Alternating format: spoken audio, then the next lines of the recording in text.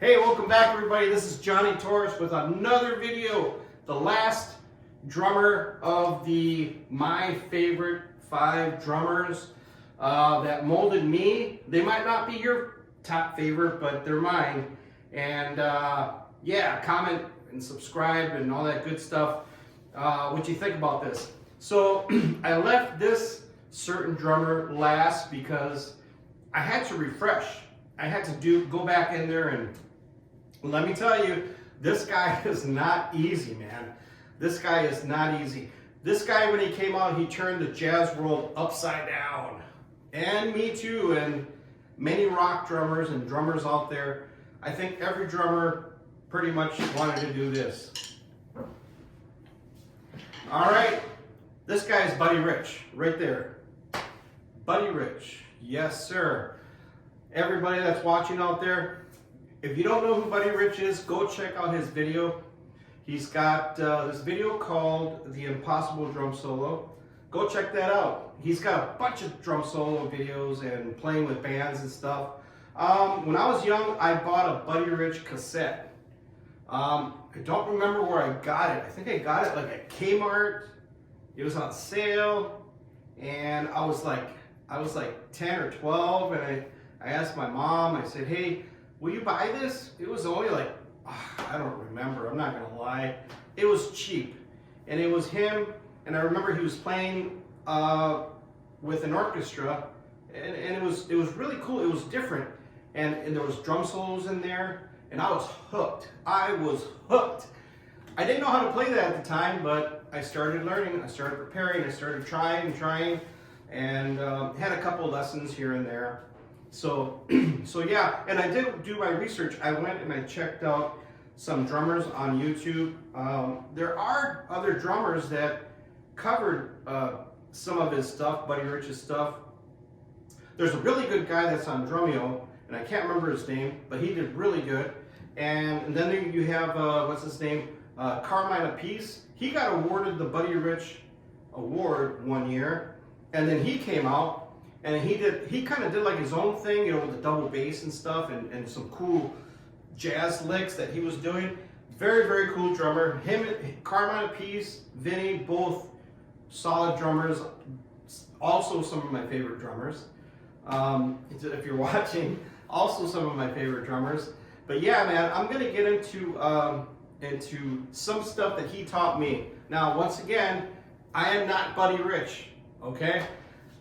His playing kind of molded my rudiments and my speed, and a little bit off of what he did, I try to do as well. It comes out sounding like me, so I don't think there's ever going to be another Buddy Rich. Honestly, there was a time where Buddy Rich was considered the fastest hands on the planet. So and that was back a while ago. And I know there's so many drummers now that can just go fast. And cool, I'm all for that. I like watching that stuff. So I'm gonna pick some pieces that I like from Buddy Rich, that I learned from him, that kind of molded my playing, all right? So we're gonna get into it. The first thing I would like to do is that part in that Impossible Solo where he's playing the snare and he's going slow, and then he picks up the tempo, and then he takes off like a Lamborghini man. So I'm gonna do my best impression of that. It might be bad, but it might be good. So let's get into that, all right?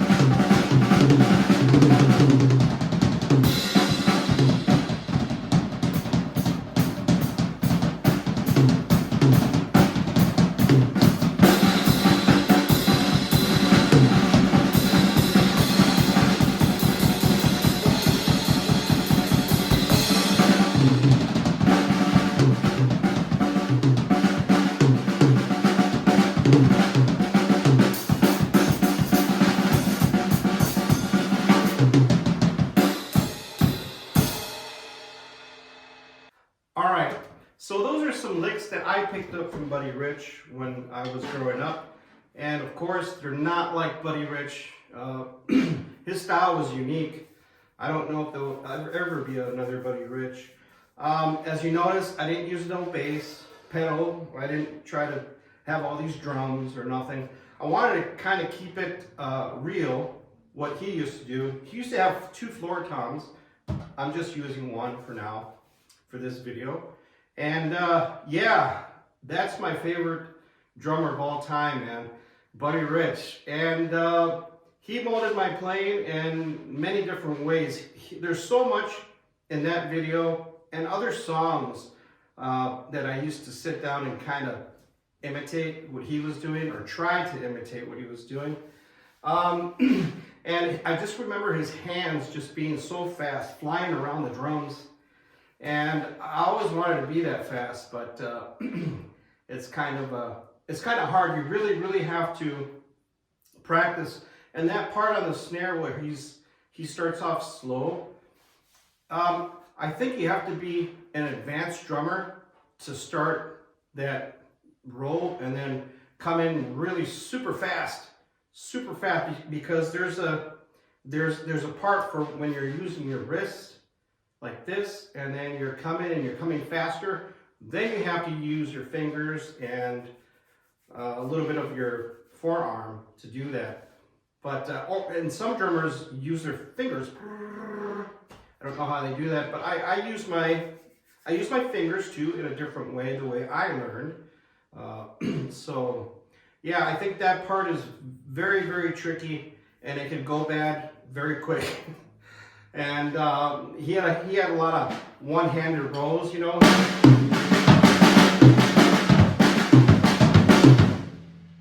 Lot of that going on there with a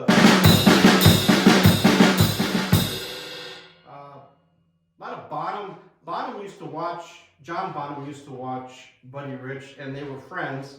So you hear a lot of that Bonham, not the sound. The sound was different drum, kind of drums, bigger drums. But you can hear a lot of that. Now, Buddy played traditional grip. I don't. I just play a regular way. And he always explained that you can do more this way instead of this way. So I believe it. Another thing too, he used to have his snare and his floor tom pretty equal height because he used to use his wrist to go to and from. Just like that. So a lot of little tricks that I learned from him, and the hand grip, you know, where to grip, and a lot of rudiments, years of just playing,